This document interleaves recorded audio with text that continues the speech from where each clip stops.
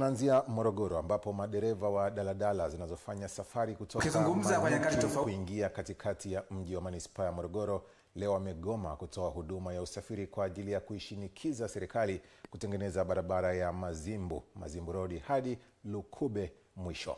Taarifa zaidi na Rajab Mokiwa.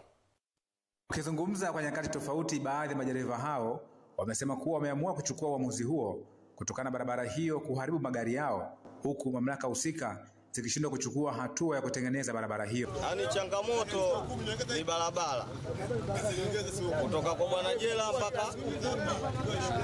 mpaka Mbuyuni, na sisi tumegoma kwa ajili ya barabara. Kama mimi ni dereva, nimekata shilingi 5. Shilingi 5 bosi namwambia, ananiambia nipaki gari. Sasa hapo kuna kazi? Hakuna kazi. Mani barabara ni mbovu. Kila siku mabosi wanatulaumu kwa ajili ya barabara. Tunakata shilingi, tunatoboa rejeta, mabamba yanaharibika kwa ajili ya barabara. Sawa bwana. Sasa mpaka tunashindwa kuelewa, je, hii barabara inatengeneza au hatengenezi? Tunashindwa sisi kuelewa. Sehemu hii ya Bwana Jela au Mazimbu Road ni sehemu mbaya sana, na wakazi wengi katika mji wa Morogoro wanatoka maeneo haya. Yaani mabasi 50 ya abiria ni madogo. Sasa tunachotaka itengenezwe kabla ya uchaguzi sehemu hii.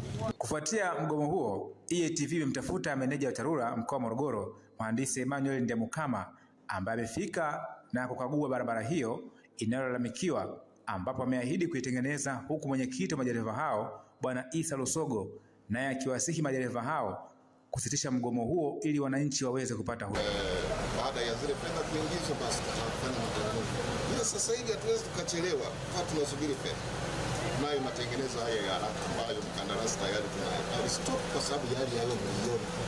Milioni hii. Yaani alianza kugrade akagrade top. Sasa tope kweli linafaa. Baada ya hali ya hewa sasa hivi tunaanza kupata jiwa, na tumemwambia by tomorrow aanze. Na watamtafuta meneja daftari. Mpaka sasa hivi mimi nina jopo la wajumbe wako mtaani wanawatafuta madereva ili kuweza kurejesha huduma, watu waendelee kupanda magari. Wakati huo mimi nikiwa huku na viongozi wenzangu, tukiwa huku na viongozi wa serikali kuweza kuweka hili swala sehemu nzuri, nimeshatoa jopo la wajumbe wapo huko wanaendelea na kazi hiyo ya kuhamasisha madereva warudi barabarani, na kama unavyoona wakati tunakuja kuna gari kadhaa tumeziona ziko barabarani zinaendelea kwa operate. Nikiripoti kutoka hapa mkoani Morogoro, mimi Rajab Mokiwa wa EATV. Asante Rajab Mokiwa.